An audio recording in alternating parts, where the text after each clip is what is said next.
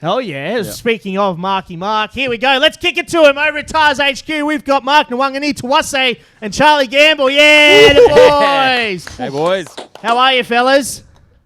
Good, thanks. How are you? Oh, I'm living the dream over here. Charlie, I just want to kick things off first and foremost, mate. Let's address the big fat elephant in the room, right? It's your eligibility. There's so much talk about it. You're the hottest man in a Tars jersey. We want to know, are you single? Are you seeing someone? Are you... Boys, my status watching me. Could get in trouble here. No, I'm taken, heavily taken. So, yeah, I'll leave it at... Oh, no, I better not leave it as going. Could get him in trouble. Sorry. Why are you blushing, Marky? Oh, we got off to a feisty start.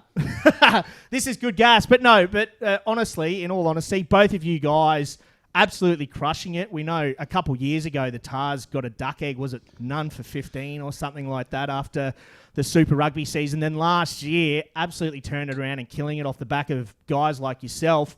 Mark, being a young fella coming into the squad and then starting to solidify yourself so much so that you got a Guernsey for the Wallabies later on in the year. How does it feel to be a part of something that seems to be pretty special under DC? It's obviously, it's been pretty fun. Last year we had a great year, and I guess that kind of is building for this year. We're excited to get down this Friday, obviously round one versus the Brumbies. Like you said, there's a good vibe around here, and we're all very keen to, see where we can get to, how far we can get to. DC set a theme last year was, you guys are rocky, you were out there and you were kind of in the boondocks and in, the sheds that you guys had. Now you got this wonderful new facility and you're Ivan Drago. Talk to me about the mentality that he has and, what it means for you guys. Obviously, second year under him, but now in this wonderful facility. How's the mindset changed? Yeah, I guess, obviously, when DC came in, he's obviously taken us from a season where we hadn't won any games to, we were the underdogs. This year's a little bit different. As you said, we've got some new facilities that are, top-notch, world-class. We can't change our mindset around that. We've been working pretty hard. 12, 13 weeks. Pre-season's been pretty tough. So, we've got the same mentality. We're obviously, the teams are a bit wary. They're not too sure how we're going to play this year. We know we've got lots of threats around the field, and I think we play a style of rugby that, Australia are pretty keen to watch, and just the rugby public in general. Marky, Big Fat Das, senior co-chair of the Battlers bench, mate. Season 2021 into 2022, you must have put on 10 kilos of mass, and you've done it again. Friends and I, we've been doing it non-stop for the last 5 years, just bulking up for the last 5-6 years. Do you have any tips for us? How do we, is it all KFC? Because that's what we tend to be doing. We do dirty bulking. How do you do it, mate? If I was honest with you, dirty bulk's the way to go. Yes, I knew it. We were onto something, friends. That's beautiful. And talking about the bulk there, Marky, I see Max Jorgensen on the other wing. Have you guys had a run-off yet? Who's faster? He's pretty nippy, the little one, but no, actually we haven't had a full race yet, so I'm not too sure. I'm not too sure. Humble? I reckon that could be a bit of a content piece for you guys. Potentially. Yeah, let's get the boys down there, film that. That'd be red hot. But speaking of the young fella, Mark, like you, I touched on it before. You've sort of come through the same system. You were only young when you sort of got your blue jersey. We saw Max Jorgensen just a couple of weeks ago in Narrabri stitch up, of all people, Filippo Dalgunu. Not an easy thing to do. I mean, there's huge raps on him, and I mean, he's taking to it pretty bloody well, isn't he? Yeah, he sure is. Obviously, like you said, he's done well in his first few trial games. But yeah, mate, like just around the training paddock and even off the field, like the way he carries himself, like he's got a good head on his shoulders, and he's very talented. And I guess as he goes along, the more confidence he gets, I guess the more talent he'll show. But yeah, he's exciting to watch, and super pumped to see how he goes this Friday. And for you, Charlie, you've got. I'm sure a lot of people already know it, but you've got a pretty crazy story in regards to how you found your way into the blue of the Waratahs, coming out of New Zealand into club rugby, subbies rugby into club and then into it. Like, I mean, it's pretty crazy. Just how, like, run us through the transition that you've had to go through from coming from Kiwi club rugby all the way up into a Tars jersey. Yeah, I guess first of all, like, my move to Australia wasn't kind of for my rugby. Like, I just wanted to start a new life and move over and, just enjoy just life with my partner and, do all the touristy stuff. One thing led to another. I started playing down at Petersham, the subbies competition, just having a bit of fun down there with the boys. And, I guess that just brought a lot of excitement back into my rugby. And, I just kind of started loving it again because there was a bit of time there where, I wasn't loving my rugby. Then went from Petersham to Eastern Suburbs and Shoe Shield, and then just, I guess, got picked up there from Tars, and here I am 4 years later still. I love how you go on tour to play a bit of footy and you end up in a Tars jersey. We do it and we end up with gout and liver disease. So, this dude, man. And Mark, for you, obviously probably different scenarios. This time last year, you weren't a Wallaby. Now you are. Do you feel any more pressure, or has your mindset changed? Do you feel like you need to be, more consistent out there? How's your kind of pre-season been? Oh, I guess not really a mindset change. More so, like you said, a consistency is part of your, I guess, your whole career. Not just if you're in one team or another, you kind of want to be consistent the whole time. And I guess not really pressure, but the Wallabies thing kind of gives you more confidence, I guess. I feel, and I'd like to bring that into, I guess, this season at the Tars and. See where I can go to with that. So, yeah, definitely no pressure, just more so confidence, trying to take it out there and have some fun. Charlie, mate, Danny Glover, Tom Selleck, Cliffy Lyons, all have very powerful mows. Who do you reckon your inspo for your moustache is, mate? I don't know. I've just had it. I'm kind of stuck with it. Oh, you're stuck? Yeah. It's powerful. I would have thought you watched a bit of porno from the 70s. This one for Charlie. I know that you got a bit of Tongan blood in you, mate. If Uncle Eddie doesn't get you up for the Wallabies, you want to come over to Tonga? Hey, depends who's asking, eh? Tote just messaged me, actually. Thank you. He said to me, "You come to Tonga, we give you a free poaka." So we come over there, we have some beers and eat some pig, okay? Just touching on that though. Obviously, Eddie coming in, he seems to be in and around all of the Super Rugby trials. Have you guys touched base with him? Has he reached out to everyone? What have those conversations been like? Well, funny that he was actually in today, but that's my first time meeting him today at training. Just said hello and nice to meet you, kind of thing. So, yeah, Hey, Dad. literally. But he's spoken to him more than me. Hey, I knew it. Don't worry about bloody Tonga, mate. So in Australia. Oh man, yeah, he's spoken to him more than myself. So he's obviously been around, and I guess he's got a busy schedule, so he's got a few plays to see before I guess us. But it's interesting. And DC been putting his hand up for the attack role? Mate, he put his hand up for anything. I think. You're done.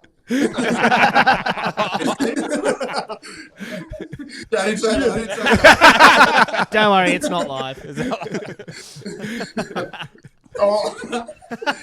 No, but seriously, Charlie, if the tap came on the shoulder from Eddie Jones, like you're eligible this year, I believe.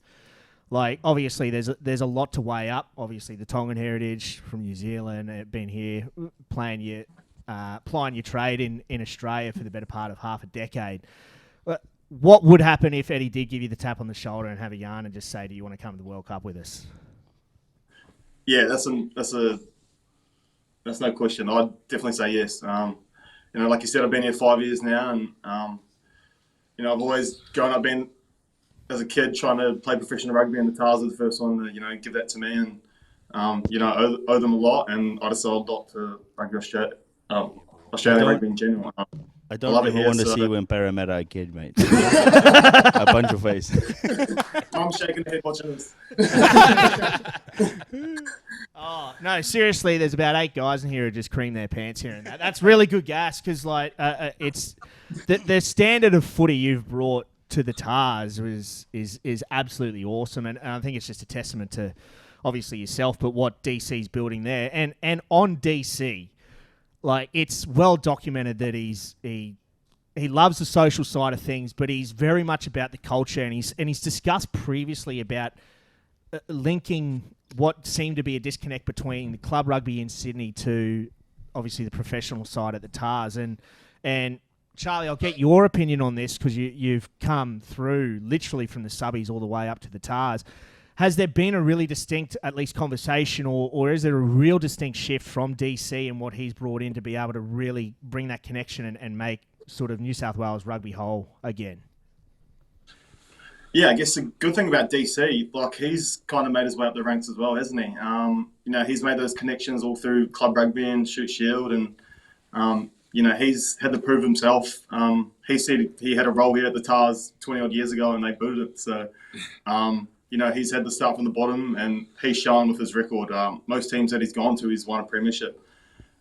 So, you know, to have a coach come in like that with that kind of record, you know, it's something that you just want to buy into straight away. And, you know, culture is definitely a big thing here. And, you know, everyone loves DC. He just gets it. You know, when it's time to be on, it's on. But when it's time to, you know, have a bit of socials or have a couple of beers together, he's on there as well. So, but yeah, he's a legend. Yeah, just ask Friends. Friends loves him. Yeah, we were talking tactics during Aqua. That's good. Yeah, I'm sure Good game plan. Good game plan I'm for sure this you year, were, mate. But I mean, he comes from he's got a weird perspective on things. I mean, evident by the fact that just a week or two ago, he got everybody to sleep out in a swag in the middle of Allianz Stadium. I mean, that's weird unto itself. But does he have quirks that he brings into his coaching side of things, like from the actual tactics side, Mark? Like, is there something just a bit weird about him when he comes to his coaching, or is it pretty down the line with it? No, he'd be pretty down the line with it. Like you said, like Charlie said before, he's pretty on when he's on. You know, like just with his rugby stuff, he's pretty. I guess he's got a great knowledge. You know, a wide variety of things he likes to do in attack.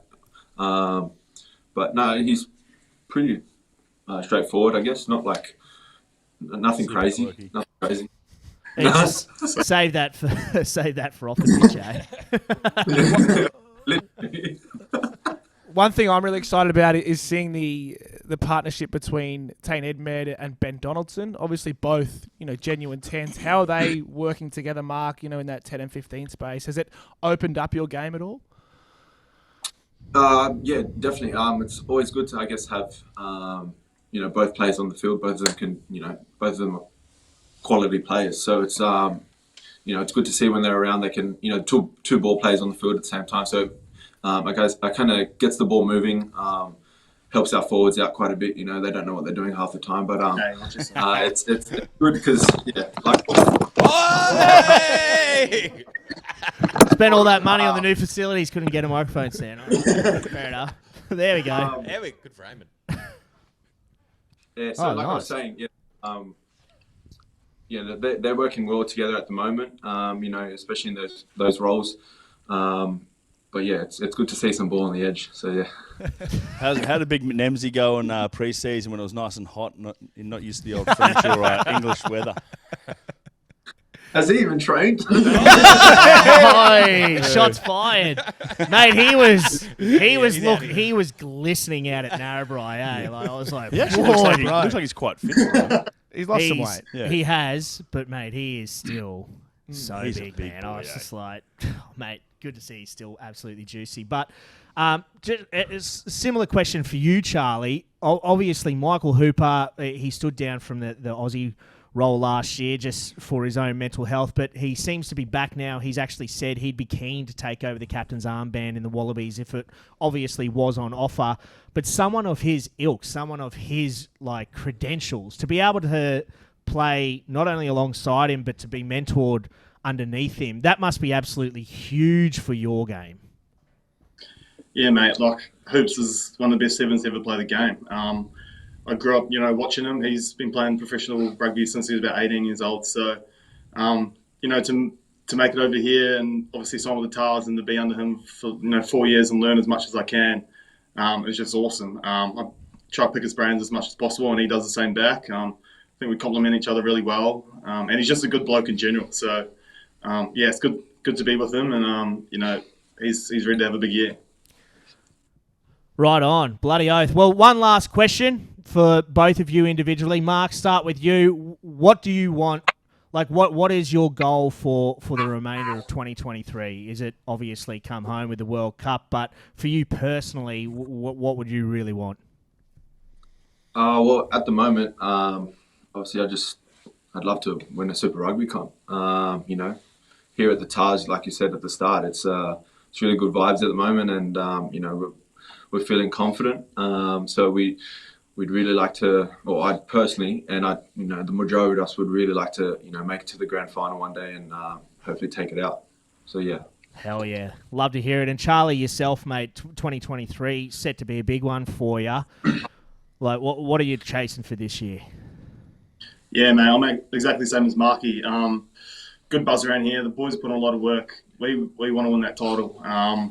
It's gonna take a lot from us. We've got to take it step by step, but I've got full confidence in this group and the depth and the coaching. It's time for us to stop talking and we've actually got to put our actions in. Yeah. So we can't wait to hook in this Friday and see where it takes us.